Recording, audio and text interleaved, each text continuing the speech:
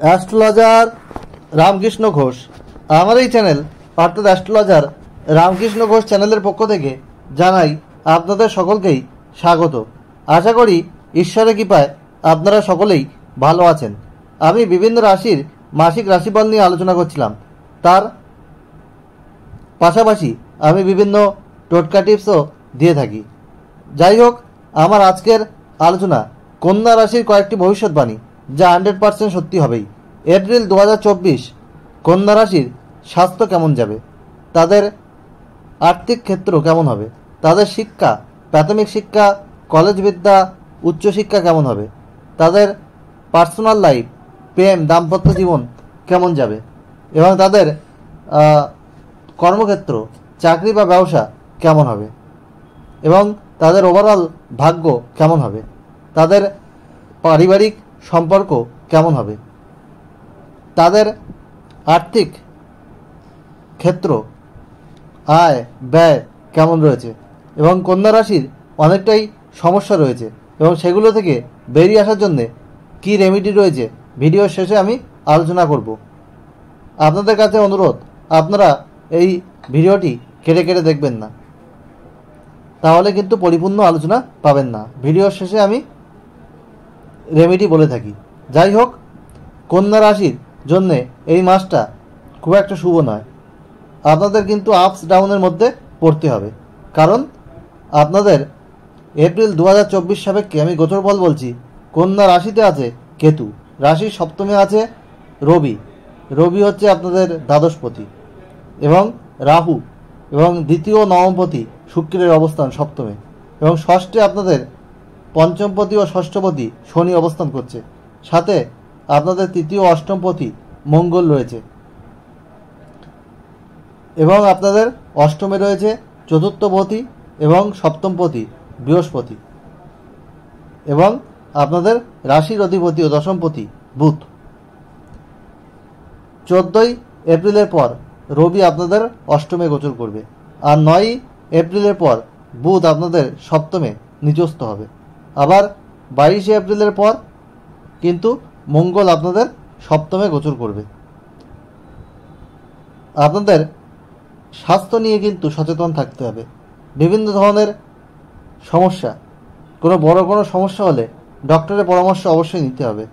আপনাদের heart related কোনো সমস্যা, শ্বাসকষ্ট, ইএনটি ট্রাভেল দেখা দিতে পারে। তাছাড়া আপনাদের অস্থিরোগ, স্পন্ডিলাইটিস, জয়েন্ট পেন এগুলো দেখা দিতে পারে। পেটের কোনো সমস্যা, চোখের রোগ, মাথা ব্যথা দেখা দিতে পারে। কোনো বড় সমস্যা হলে অবশ্যই ডক্টরের ট্রিটমেন্ট নেবেন। ছোটোখাটো চোট আঘাত বা অ্যাক্সিডেন্ট হওয়ার কিন্তু আপনাদের যোগ রয়েছে। বাইক সাবধানে চালাবেন, রাস্তাঘাটে সাবধানে চলাফেরা করবেন। এছাড়া আপনারা বিশুদ্ধ পানীয় গ্রহণ করুন, সুষম আহার খান আর আপনারা নিয়মিত শরীরচর্চা, এক্সারসাইজ আর হাঁটাচলা করুন, তাহলে আপনাদের স্বাস্থ্য অনেকটা ভালো থাকা সম্ভব। আর আপনাদের আর্থিক ক্ষেত্রে কিন্তু আপস ডাউন রয়েছে, কারণ আপনাদের দ্বিতীয় পতি শুক্র সে সপ্তমে উচ্চস্থ হলেও রবি রাহু যুক্ত হয়ে রয়েছে। তাই আর্থিক ক্ষেত্রে উন্নতি হলেও শনি মঙ্গল যোগ, রাহু শুক্র যোগ, রাহু রবি যোগ, এগুলো কিন্তু রাশিতে কেতুর অবস্থান, এগুলো আপনাদের কিন্তু আর্থিক ব্যয় কিন্তু বাড়াবে। পরিবারের কারো অসুস্থতার কারণে বা নিজের অসুস্থতার কারণে আর্থিক ব্যয় হওয়ার কিন্তু যোগ রয়েছে। আর আপনাদের শিক্ষা, আপনাদের চতুর্থপতি কিন্তু অষ্টমে রয়েছে, ফলে প্রাথমিক শিক্ষায় কিছু বাধা দেখা যাচ্ছে। আরও কনসেন্ট্রেশন বাড়াতে হবে, পরিশ্রম করতে হবে, মনোসংযোগ বাড়াতে হবে, তবেই কিন্তু পড়াশোনায় ভালো ফল আসা সম্ভব। এক্সপেক্টেড রেজাল্ট আসবে না। পরীক্ষায় আপনারা যে জিনিস জানেন স্লিপ স্টিক করে চলে আসতে পারেন, কারণ বৃহস্পতি আপনাদের কিন্তু অষ্টমে রয়েছে, সে আপনাদের চতুর্থপতি, প্রাথমিক শিক্ষার কারক গ্রহ। পঞ্চমপতি আপনাদের ষষ্ঠে সক্ষেত্রে রয়েছে, তৃতীয়পতি অষ্টমপতি মঙ্গল যুক্ত হয়ে। কলেজ বিদ্যাও কিছু বাধা, এক্সপেক্টেড রেজাল্ট না আসা বা মনের মতো কলেজ সিলেকশন না হওয়া, মনের মতো সাবজেক্ট না পাওয়া, এসব কিন্তু হতে পারে। সেখানেও কিন্তু পড়াশোনার ক্ষেত্রে কিছু সমস্যা তৈরি হচ্ছে। তবে যারা টেকনিক্যাল এডুকেশনের সঙ্গে যুক্ত তাদের উন্নতি হতে পারে। আর নবমপতি আপনাদের শুক্র সে সপ্তমে উচ্চস্থ থাকলেও আপনাদের রাহু রবি যুক্ত হয়ে রয়েছে। আপনাদের ধীরে ধীরে উচ্চশিক্ষার ক্ষেত্রে উন্নতি হওয়ার যোগ কিন্তু পাওয়া যাচ্ছে। এবং আপনাদের যেটা দেখা যাচ্ছে, কর্মক্ষেত্রে কিছু আপস ডাউনসের মধ্যে পড়তে হবে। কর্মক্ষেত্রে আপনাদের পরিশ্রমের সাথে সাথে আপনাদের শৃঙ্খলা পরায়ণ হতে হবে।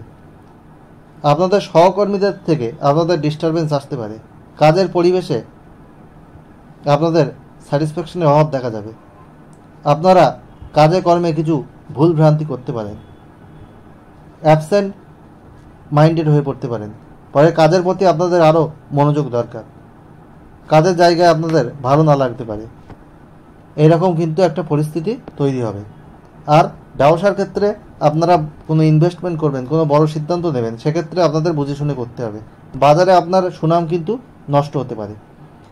ফলে ব্যবসার ক্ষেত্রে কখনো ভালো কখনো মন্দ, গোটা কর্মেই আপনারা কিন্তু মিশ্র ফল পাবেন। আপনাদের ভাগ্যের উত্থান যেমন ঘটবে অসুবিধার মধ্যে দিয়ে, তেমনই কিছু কিছু সময় আবার ভাগ্যের অবনতিও দেখতে পাবেন। আয় যেমন রয়েছে তেমন ব্যয়ও কিন্তু বেশি হবে, সে বিষয়ে আপনাদের সাবধান থাকতে হবে। আর প্রেমের ক্ষেত্রে আপনাদের পঞ্চমপতি, ষষ্ঠে রয়েছে মঙ্গলযুক্ত অষ্টমপতি। ফলে প্রেমের ক্ষেত্রে আপনাদের কথাবার্তা কিন্তু ঠিকঠাক বলতে হবে, সামঞ্জস্য রেখে চলতে হবে, সময় দিতে হবে, মর্যাদা দিতে হবে, তবেই কিন্তু প্রেম সম্পর্ক টিকিয়ে রাখা সম্ভব। অন্যথায় কিন্তু প্রেম ব্রেকআপ হয়ে যাওয়ার সম্ভাবনা রয়েছে। প্রেম ক্ষেত্রে কিন্তু তেমন ভালো পাওয়া যাচ্ছে না। মাসের শেষ দিকে প্রেমের ক্ষেত্রে কিছু উন্নতি, প্রথম দিকে আপনাদের কিন্তু অসুবিধার মধ্যে পড়তে হতে পারে প্রেমের ক্ষেত্রে। আর বিবাহিত জীবনে আপনাদের সপ্তমপতি অষ্টমে রয়েছে এবং সপ্তমে রবি রাহু শুক্রের অবস্থান, কিছু মিসআন্ডারস্ট্যান্ডিংয়ের যোগ রয়েছে। রোমান্স আপনাদের মধ্যে থাকলেও কিছু মিসআন্ডারস্ট্যান্ডিং হবে। আপনার পার্টনারের শারীরিক জায়গায় কিছু অসুবিধা হবে। মোটামুটি পার্টনারের কোনো কারো পরিবারে কারো শারীরিক জায়গার সমস্যা দেখা যাচ্ছে, এরকম কিছু সমস্যা কিন্তু আসবে পার্টনারের দিক থেকে। আর যারা অংশীদারি বিজনেসের সঙ্গে যুক্ত তাদেরও কিন্তু বিশেষভাবে সতর্ক থাকতে হবে, না হলে কিন্তু সমস্যা তৈরি হবে। এই কন্যা রাশির এই এপ্রিল মাসে কিন্তু খুব একটা ভালো ফল দেখা যাচ্ছে না, একটু খারাপের দিকেই বেশি জিনিস রয়েছে। ভাই বোনদের সাথে আপনাদের সম্পর্কের অবনতি রয়েছে। পারিবারিক জায়গায় কিছু সমস্যা আপনাদের কিন্তু হতে পারে। পারিবারিক সুখ থেকে আপনারা বঞ্চিত হতে পারেন। সংসারে আপনারা যে সাংসারিক সুখ সেটা আপনাদের বিঘ্নিত হতে পারে। ঘরে শান্তি কিন্তু বিঘ্নিত হতে পারে, সেগুলো থেকে আপনাদের সাবধান থাকতে হবে। কোনো পুলিশি ঝঞ্ঝাট ঝামেলা আপনাদের জীবনে আসতে পারে। আইনি ঝামেলা, লিটিগেশন, ঘরবাড়ি জমি জায়গা নিয়ে কোনো সমস্যা আসতে পারে। কোনো জ্ঞাতি শত্রু আপনাদের তৈরি হতে পারে, সে বিষয়ে কিন্তু সাবধান থাকতে হবে। যাই হোক, কন্যা রাশির এপ্রিল 2024 কেমন যাবে সেটা নিয়ে একটা ওভারঅল আমি বললাম। আর আপনাদের যে সমস্যা রয়েছে সেই সমস্যা থেকে বেরিয়ে আসার জন্যে আপনাদের কিন্তু সবুজ, নীল, আকাশি, সোনালি, হলুদ আর সাদা কালার বেশি ব্যবহার করতে হবে। লাল, গোলাপি, ক্রিম এইসব কালার কম ব্যবহার করুন। আর আপনাদের যেটা করতে হবে, প্রতিদিন বুধের বীজমন্ত্র 5 বার পাঠ করতে হবে। ওং ব্রাম ব্রিম ব্রোম সবুদায় নমঃ। আর প্রতিদিন শনির বীজমন্ত্র 8 বার সূর্যাস্তের পর পশ্চিম দিকে মুখ রেখে পাঠ করুন। ওং প্রাম প্রিম প্রোম শনিশ্চরায় নমঃ। আর কেতুর বীজমন্ত্র প্রতিদিন পাঠ করুন 7 বার, বা অন্য মন্ত্রও পাঠ করবেন। ওং এইং রিং কেতবে নমঃ। আর রাহুর বীজমন্ত্র প্রতিদিন পাঠ করুন 4 বার। ওং এইং রিং রাহবে নমঃ। আর গরুকে সবুজ ঘাস খাওয়ান। বুধবার দিন হিজড়া যারা আছেন তাদেরকে আপনি টাকা দিতে পারেন এবং তার আশীর্বাদ নিতে পারেন, তাহলে আপনারা ভালো ফল পাবেন। বুধবার দিনটা আপনারা নিরামিষ আহার করতে পারেন, তাহলে শুভ ফল পাবেন। আর আমি কলেজের প্রফেসর, আমি পিএইচডি কম্পিউটার সায়েন্সে। আর আমি নেট গেট সেট কোয়ালিফাইড, আমি ওয়েল কোয়ালিফাইড অ্যাস্ট্রোলজার। আমি সঠিক পরামর্শ এবং সঠিক তথ্য পেতে চ্যানেলটি অবশ্যই সাবস্ক্রাইব করতে হবে। আর ভালো লাগলে অবশ্যই ভিডিওটিতে লাইক দিন, কমেন্ট পোস্ট করুন এবং বেল আইকনে প্রেস করে রাখুন এবং শেয়ার করে সবাইকে দেখার সুযোগ করে দিন, যাতে বেল আইকনে প্রেস করে রাখলে নতুন ভিডিও আপলোড হওয়ার সাথে সাথে আপনাদের কাছে নোটিফিকেশান পৌঁছাবে। এইভাবে আমি বিভিন্ন তথ্য আপনাদেরকে সার্ভ করব। আর একটা কোশ্চেন হোয়াটসঅ্যাপে আমাকে করতেই পারেন, ডেট অফ বার্থ, টাইম দিয়ে, প্লেস দিয়ে। আর আমি ফার্স্ট কাম ফার্স্ট সার্ভ বেসিসে প্রোভাইড করব, তবে আমাকে টাইম দিতে হবে, তাড়াহুড়ো করলে হবে না। আর তাছাড়াও আমার কাছ থেকে ফুল হরোস্কোপ করে নিতে পারেন। অন্যান্য অ্যাস্ট্রোলজার যা ভিজিট নেয় তার 5 ভাগের 1 ভাগে আমি করে দিই। অন্যান্য অ্যাস্ট্রোলজারের মতো সফটওয়্যার থেকে প্রিন্ট করে নয়, হ্যান্ড রিটেন রিপোর্ট অ্যানালিসিস করে দিই। সেখানে সব কিছু ডিটেলসে লেখা থাকে, রেমেডি লেখা থাকে, হোমমেড টোটকা লেখা থাকে, কালার থেরাপি লেখা থাকে, চ্যান্টিং লেখা থাকে, কি সংখ্যা ব্যবহার করলে জীবনে উন্নতি হবে, বিভিন্ন কিছু, কি মূল ব্যবহার করলে উন্নতি হবে, কি মন্ত্র পাঠ করলে উন্নতি হবে, সব কিছু কিন্তু ডিটেলসে লেখা থাকে। কন্যা রাশির বেশিরভাগটাই কিন্তু এপ্রিলে একটু চ্যালেঞ্জের মধ্যে দিয়ে যাবে। তাই ভালো খারাপ যাই থাক না কেন, সব কন্যা রাশির মানুষের জীবন এপ্রিল 2024 সুখ সমৃদ্ধি আনন্দে ভরে উঠুক ঈশ্বরের কাছে এই প্রার্থনা করে আজ এখানেই শেষ করছি।